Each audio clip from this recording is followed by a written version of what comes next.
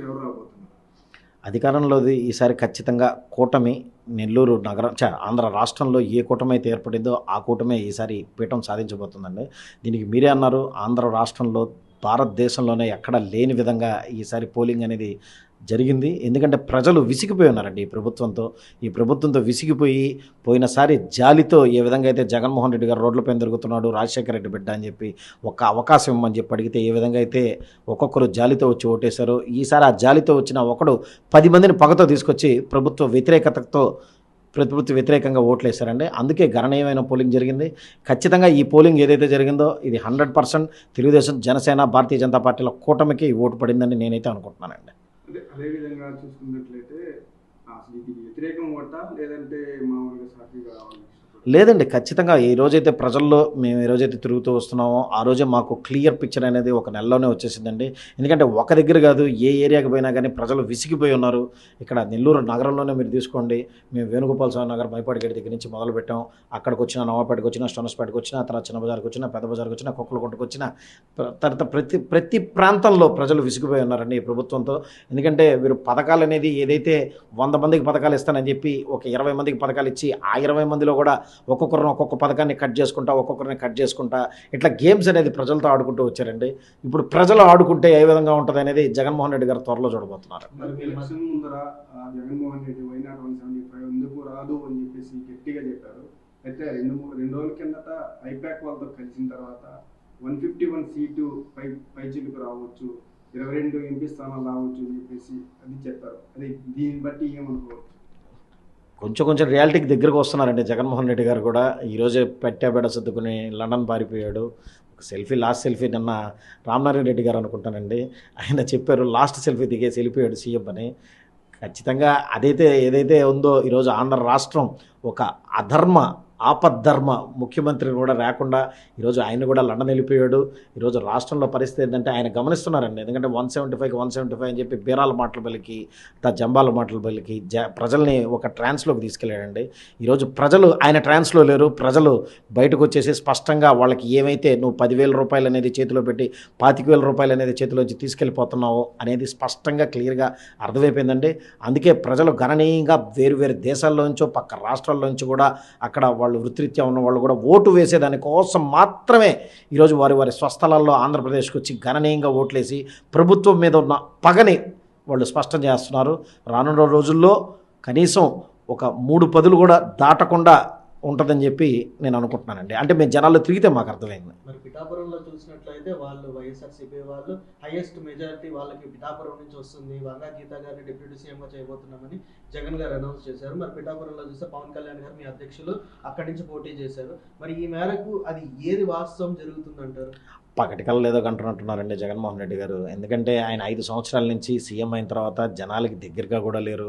ఆయన ఏదో ఇంట్లో కూర్చొని బయట ఈ సజ్జల రామకృష్ణారెడ్డి గారు, విజయసాయిరెడ్డి గారు లేకపోతే ఇటువంటి వ్యక్తులతో ప్రభుత్వాన్ని రన్ చేసిన వ్యక్తికి ప్రజల్లో ఉన్న కష్టాలు ఎటువంటివి తెలుస్తాయి. అదేవిధంగా పవన్ కళ్యాణ్ గారు ఈ రోజైతే ఆయన విలాసాలను వదిలేసి ఆయన ఆయన సినిమా జీవితాన్ని, ఎందుకంటే ఒక ఉన్నతమైన స్థానంలో ఉన్నారండి. ఈరోజు పవన్ కళ్యాణ్ గారు సంపాదించుకోవాల్సింది కూడా ఏం లేదండి. ఎందుకంటే ఆయన ఖచ్చితంగా ఒక సినిమా చేసినా, ఒక యాడ్ చేసినా కొన్ని కోట్ల రూపాయలు అనేది ఆయనకు వస్తుంది. ఆయన ఒక్కడే చేసుకోవాలి, ఆయన ఒక్కడే బాగుండాలనుకుంటే ఎప్పుడూ ఉండేవాళ్ళు. కానీ ఆయన ప్రజల కోసం కష్టపడ్డాడు. ఆ కష్టాన్ని ఈసారి ప్రజలు గుర్తించారండి. ఖచ్చితంగా ఏదంటే పవన్ కళ్యాణ్ గారు ఈరోజైతే రాజకీయంలోకి వచ్చారో, నేను ఈ రోజు కోసం కాదు, రాబోయే 25 ఏళ్ల కోసం, నెక్స్ట్ తరం కోసం నేను రాజకీయం చేస్తున్నాను అని చెప్పారు. అదేవిధంగా 10 సంవత్సరాలు దాటినా ఈరోజు ప్రజలు కనీసం మాకు ఒక్క ఎమ్మెల్యేని కూడా లేదండి, వచ్చిన ఒక్క ఎమ్మెల్యేని కూడా జగన్మోహన్ రెడ్డి లాక్కెళ్ళిపోయాడు. అటువంటి పరిస్థితుల్లో కూడా ఒక పార్టీని రన్ చేసి ఈ రోజుకి పార్టీ తరఫున ఈరోజు ఒక గౌరవప్రదమైన స్థానాల్లో మేము పోటీ చేసి, అదేవిధంగా మిగతా దగ్గరలంతా భారతీయ జనతా పార్టీ, తెలుగుదేశం పార్టీలకి మద్దతు ఇచ్చి ఆడైతే ముందరకు వచ్చాం. ఖచ్చితంగా రానున్న రోజుల్లో పిఠాపురంలో కానీ ఆంధ్రప్రదేశ్లో కానీ పవన్ కళ్యాణ్ గారి మార్క్ 100% ఈసారి జనాలు చూడబోతున్నారు. రానున్న రోజులు ఎందుకంటే ఇంకా 15 రోజులు ఖచ్చితంగా పీఠం మాదే, ఖచ్చితంగా కూటమిదే పీఠం. జనసేన నాయకుల్ని చూస్తే ఈసారి చాలా కట్టుదిట్టమైన ఉమ్మడి అభ్యర్థులకి బాగా కృషి చేసి మరి పనిచేశారు. మరి మీ పనితనం, జన సైనికుల సపోర్టు ఈ ఉమ్మడి అభ్యర్థులకి ఎంత మేరకు ఉంది? జనసేన నాయకులు ఎంతవరకు ఈ ఉమ్మడి అభ్యర్థులకు సపోర్ట్ చేశారు? లేదండి, పవన్ కళ్యాణ్ గారు ఈ రోజైతే ఆయన నిర్ణయం ప్రకటించారో ఆ రోజు నుంచే ప్రతి జన సైనికుడు ఖచ్చితంగా మా మిత్రపక్షాల పార్టీలతో అందరినీ కలుపుకుంటానే పనిచేసుకుంటూ వెళ్ళాం. అదేవిధంగా మాకు ఈ రోజైతే ఈ అభ్యర్థుల ఖరారు ఏదైతే జరిగిందో ఆ రోజు నుంచి కూడా ఖచ్చితంగా ప్రతి నాయకుడు తెలుగుదేశం పార్టీ అభ్యర్థులతో కావచ్చు, అటుపక్క పైన అంటే మన జిల్లాలో తీసుకుంటే తెలుగుదేశం పార్టీకి అన్ని స్థానాలు దక్కాయి. కాకపోతే ఒకంత నిరాశ ఉన్నా కొంచెం సేపు, ఎందుకంటే మా సింబల్ లేదు అనే ఒక నిరాశ అది 1-2 రోజులు మాత్రమే ఉండింది. తర్వాత దాన్ని అధిగమించేసాం. తర్వాత నాయకులతో కలిసి పనిచేసాం. ఎందుకంటే నెల్లూరు జిల్లాలో ఈరోజు మనం తీసుకున్నట్లయితే ఆషామాషి వ్యక్తులు ఎవరు తెలుగుదేశం పార్టీ తరఫున పోటీ చేయలేదు. మనం నగరంలో తీసుకున్నా, రూరల్లో తీసుకున్నా, ఎంపీ అభ్యర్థి తీసుకున్నా, ఆత్మకూరులో తీసుకున్నా, కొవ్వూరులో తీసుకున్నా, మీరు ఏ ప్రాంతంలో తీసుకున్నా ఖచ్చితంగా ప్రజలకి దగ్గరగా ఉన్నవాళ్ళు, ప్రజలకు ఉపయోగపడిన వాళ్ళు, ప్రజలకు మేలు చేసిన వారే ఈరోజు పోటీ చేశారు. ఖచ్చితంగా వారిని కూడా నెల్లూరు నగరంలో మా జన సైనికులను కూడా ఖచ్చితంగా వాళ్ళు కలుపుకున్నారు. వారు కూడా మాకు ఎన్నోసార్లు చెప్పారండి, మీ జన సైనికులు ఎంతో ఉత్సాహంగా మా పార్టీ వాళ్ళతో కలిసిపోయి మాతో సమానంగా పనిచేశారు. మేము ఎప్పటికీ మీ రుణం మేము తీర్చుకోము. 100% మాతో పాటు కలిసి ప్రయాణం చేస్తాం. మా నాయకుల్ని ఏ విధంగా అయితే మేము ఉన్నత స్థానాల్లో కానీ లేకపోతే ప్రభుత్వంలో సముచిత స్థానాల్లో గౌరవించామో అదే స్థానాలు మీకు కూడా ఖచ్చితంగా ప్రభుత్వం ఏర్పడిన తర్వాత ఉంటుందని చెప్పి ఇక్కడ నాయకులు మాట్లాడడం, అక్కడ పవన్ కళ్యాణ్ గారు మాకు చెప్పడం ఖచ్చితంగా తూచా తప్పకుండా మేము పాటించామండి. 100% వాళ్ళ తెలుగుదేశం పార్టీ నాయకులు 99% సపోర్ట్ ఉండొచ్చేమో, 100% జనసేన పార్టీ నాయకులు సపోర్ట్ చేశారండి. మరి మీరు ఎంతైతే కాన్ఫిడెంట్గా ఉన్నారో వైఎస్ఆర్సీపీ వాళ్ళు కూడా అదే కాన్ఫిడెంట్తో ఉండి ఓటింగ్ జరిగిన రోజు సాయంత్రం విజయసాయి రెడ్డి గారు ప్రెస్ మీట్ పెట్టి ఈసారి వైఎస్ఆర్సీపీదే నెల్లూరు, సో ఎంపీ సీట్గా కూడా తనే కైవసం చేసుకోబోతున్నారని ప్రెస్ మీట్ పెట్టారు. విజయసాయి రెడ్డి గారు ట్విట్టర్లో ట్వీట్లు వేస్తా, తర్వాత ఇన్స్టాగ్రామ్లో పోస్టులు చేస్తూ ఉంటారండి. అదేవిధంగా అనుకున్నట్టున్నారు మీడియాలో కూడా. ఇక్కడ ప్రజల్లోకి వచ్చి తిరిగితే స్పష్టంగా అర్థమవుతుంది. వాళ్ళు ఏదో ఏసీ గదుల్లో కూర్చొని వాళ్ళు నలుగురు మాట్లాడుకుంటే జరిగేది కాదు.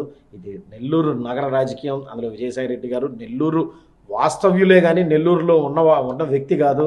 ఆయన ఎక్కడి నుంచో వచ్చారు. ఎంతోమంది రెడ్లు వచ్చారండి నెల్లూరు వదిలి వెళ్ళిపోయి మళ్ళీ ఇక్కడికి వచ్చి పోటీ చేసేదానికి. అందరూ ఇక్కడ ఉండి ప్రజల్లో నిలబడుకున్న వ్యక్తులనే ఏ రోజైనా ప్రజలు ఆశీర్వదించారు. కానీ ఈరోజు మనం వేమిరెడ్డి ప్రభాకర్ రెడ్డి గారిని తీసుకుందాం. వేమిరెడ్డి ప్రభాకర్ రెడ్డి గారు ఎన్నో సంవత్సరాల నుంచి మన నెల్లూరు నగరంలో ఆయన సేవలు అనేది కంటిన్యూగా చేస్తూ వస్తున్నారండి. ఓ పక్క విద్య, విపిఆర్ విద్య అని చెప్పి విపిఆర్ విద్య పెట్టున్నారు. తర్వాత వాటర్ ఫెసిలిటీస్ ఇచ్చున్నారు. తర్వాత ధార్మిక సంస్థలు, ఎందుకంటే మనకి నెల్లూరు నగరంలో తిరుమల తిరుపతి దేవస్థానం మొట్టమొదటిసారిగా కళ్యాణం వేసి సుబ్బారెడ్డి షేడ్లో చేసిన ఘనత ఆయనదే. తర్వాత విఆర్సీలో ఎన్నో సువార్త మహాసభలు కానీ, తర్వాత ఇక్కడ ఎన్నో ముస్లిం సోదరులకు సంబంధించి వాళ్ళ సంబంధించిన కార్యక్రమాలు కానీ అన్నీ ఖచ్చితంగా అందరికీ ఉపయోగపడుతూ వచ్చిన వ్యక్తి వేమిరెడ్డి ప్రభాకర్ రెడ్డి గారు. వేమిరెడ్డి ప్రభాకర్ రెడ్డి గారు అనగానే ఖచ్చితంగా నెల్లూరు నగర ప్రజలకి అబ్బా మా మనిషి అని చెప్పి ఒక మార్క్ ఉంది. అటువంటి వ్యక్తి ముందర విజయసాయి రెడ్డిలు కాదు, ఏ సాయి రెడ్డిలు వచ్చినా ఇంకోళ్ళు ఎవరు వచ్చినా ప్రజలైతే యాక్సెప్ట్ చేసే పరిస్థితుల్లో లేదండి. ఈరోజు వేమిరెడ్డి ప్రభాకర్ రెడ్డి గారి మీద జగన్మోహన్ రెడ్డి గారు పోటీ చేసినా ఖచ్చితంగా నెల్లూరు నగరంలో వేమిరెడ్డి ప్రభాకర్ రెడ్డి గారిదే విజయం. కోవూరులో మనం చూసినట్లయితే ప్రసన్న కుమార్ రెడ్డి మీద ఇన్నిసార్లు గెలిచిన ఎమ్మెల్యేగా ఒక మహిళా నాయకురాలుగా వేమిరెడ్డి ప్రశాంత్ రెడ్డి గారు పోటీ చేశారు. తీవ్ర విమర్శలు కూడా ఎదుర్కొన్నారు. కానీ అంతటి ధీటుగా పనిచేశారు. దానికి తగ్గట్టు జన సైనికులు కూడా సపోర్ట్ అదే విధంగా ఇచ్చారు. మరి అక్కడ ఎలక్షన్ ఎలా జరిగిపోయిందంటారు? అక్కడ కూడా సింగిల్ సైడ్ ఎలక్షన్ అండి. ఎందుకంటే ప్రసన్న మీద కోవూరు ప్రజలు కావచ్చు, అదేవిధంగా వాళ్ళందరూ కావచ్చు, వాళ్ళు తీవ్ర విమర్శలు ఆఖరి రోజు వరకు, ప్రభుత్వం మొదలైన దగ్గర నుంచి ఆఖరి రోజు వరకు జరిగాయండి. అందులో ప్రసన్న గారి తమ్ముడు రాజేంద్రనాథ్ రెడ్డి గారు ఆయనే ఎన్నోసార్లు ప్రసన్న గారి మీద ఎన్నో విమర్శలు చేశారు. ఆ రోజు అక్కడ 5 మండలాలు 6 మండలాలు ఉన్నాయి. వాటికి ఒక్కొక్కరు ఎమ్మెల్యేగా వ్యవహరిస్తున్నారే తప్ప ఇక్కడ ప్రసన్న కుమార్ రెడ్డి గారు ఎమ్మెల్యేగా కాదు. ఇటువంటి పరిస్థితి ఇక్కడి నుంచి పోవాలా, వేరే వ్యక్తిని తీసుకురావాలా అని చెప్పిన వ్యక్తులే వాళ్ళందరూ. తర్వాత ప్రశాంత్ రెడ్డి గారు పోటీ అనగానే వాళ్ళు ఒక భయం, ఒక జంకు మొదలైందండి. ఆ జంక్ అనేదే వాళ్ళు పలికిన ఆ మాటలు కానీ ఇంకా అంతమించి ఏం కనిపించడం లేదు. చాలా స్పష్టంగా చూసుకుంటున్నాం. కోవూరులో పీఠం ఖచ్చితంగా ప్రశాంత్ అమ్మదే 100%. దాంట్లో ప్రశాంత్ రెడ్డి గారు ఆమె ఎఫర్ట్స్ కూడా అదేవిధంగా పెట్టారు. ఎందుకంటే నెల్లూరు జిల్లాలో వేమిరెడ్డి ప్రభాకర్ రెడ్డి గారు కానీ ప్రశాంత్ రెడ్డి గారు కానీ ఒక స్థాయి ఉన్న వ్యక్తులు. వాళ్ళు ఈరోజు ప్రజలకు సేవ చేయాలి, ఆల్రెడీ సేవ చేస్తూ వస్తున్నారు. ఈరోజు ఇంకా దగ్గరగా వచ్చి సేవ చేయాలనే ఒక దృక్పథంతో రాజకీయాల్లోకి వచ్చారు. అదేవిధంగా ప్రజలు కూడా వారిని అదేవిధంగా ఆమె నమ్ముతూ వచ్చారు. ఖచ్చితంగా ఈసారి కోవూరులో పరిస్థితి మారిపోయింది. ఖచ్చితంగా ప్రశాంత్ రెడ్డి గారి చేతుల్లో ప్రసన్న కుమార్ రెడ్డి గారు 100% భారీ ఓటమి ఎదుర్కోబోతున్నారండి. నెల్లూరులో ఎన్ని సీట్లు కైవసం చేసుకోబోతున్నారు? 10 out of 10. 10 out of 10. Janasena party తరఫున 21 మంది ఎమ్మెల్యే స్థానానికి మరియు ఎంపీ స్థానానికి 2 అభ్యర్థులు ఓటింగ్ చేశారు. సో ఈ ఎలక్షన్లో ఎన్ని సీట్లు మీరు కైవసం చేసుకోబోతున్నారు? నేను చెప్తున్నాను, మీరేదో మీరు నాకు అన్నారండి, నేను 175 175 ఆ టైప్లో కాదండి. ఖచ్చితంగా ప్రజల్లో స్పష్టమైన మెజారిటీ ఈసారి కనిపిస్తుంది. ఈసారి 150 నుంచి 160 స్థానాలు జనసేన, తెలుగుదేశం, భారతీయ జనతా పార్టీల కూటమి అనేది రాబోతుంది. నెల్లూరు జిల్లాలో తీసుకుంటే 10కి 10 స్థానాలు కానీ, అదేవిధంగా జనసేన పార్టీ పోటీ చేసిన 21 స్థానాలు, 2 ఎంపీ స్థానాలు 100/100% మేమే కైవసం చేసుకోబోతున్నామండి. సో జన సైనికుల్ని చూస్తూ ఉంటే జన సైనికులు త్వరలో పవన్ కళ్యాణ్ గారిని మేము మంత్రిగా చూడాలనుకుంటున్నాం. సో కొంతమంది చూసినట్లయితే సోషల్ మీడియాస్లో హోమ్ మినిస్టర్ పవన్ కళ్యాణ్ గారిని కూడా ఈ మధ్య ట్వీట్లు చేయడం జరుగుతూ ఉంది. సో మరి మీరు ఎలా చూడాలనుకుంటున్నారు పవన్ కళ్యాణ్ గారిని? పవన్ కళ్యాణ్ గారిని మేము ముఖ్యమంత్రిగానే చూడాలనుకుంటున్నాం. కాకపోతే ఇప్పుడు కూటమి అనేది ఒకటి ఏర్పడింది. 100% మా నాయకులు పవన్ కళ్యాణ్ గారు, చంద్రబాబు నాయుడు గారు, మోడీ గారు ముగ్గురు కలిసి కూర్చొని ఏ వ్యక్తిని నిర్ణయిస్తే, ఏ పదవి నిర్ణయిస్తే దానికి పవన్ కళ్యాణ్ గారి నిర్ణయం ప్రకారమే మా జనసేన పార్టీ వాళ్ళందరూ ముందర ఉంటారండి.